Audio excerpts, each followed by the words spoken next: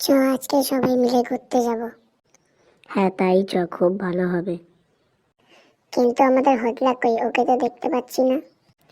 ওকে বাড়িতে দেখলাম শুয়ে আছে, মনে হয় না ও যাবে আমাদের সঙ্গে। ওই দেখ হদলা আসছে। আমাকে নিয়ে কিছু কথা হচ্ছিল নাকি? হ্যাঁ, আমরা সবাই একটু ঘুরতে যাব, আর তুই এত দেরি করে আসলি, তাই তোকে নিয়ে একটু কথা বলা বলি হচ্ছিল। তাহলে চল দীঘা থেকে ঘুরে আসি।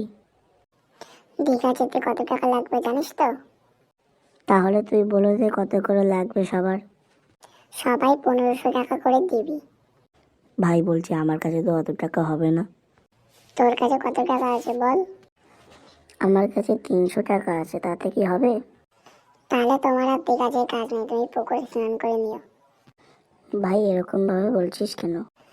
দীঘা যাওয়ার টাকা নেই, আবার দীঘা যাবে, যা বাড়ি যা। ঠিক আছে চলে যাচ্ছে, আর যাবো না কোথাও কোনোদিন তোর সঙ্গে। যা বলতো, তুইও বাড়ি চলে যা। কেন যাবি না দীঘা? টাকা পয়সা নেই, আবার দীঘা যাচ্ছে, যা তুইও বাড়ি চলে যা।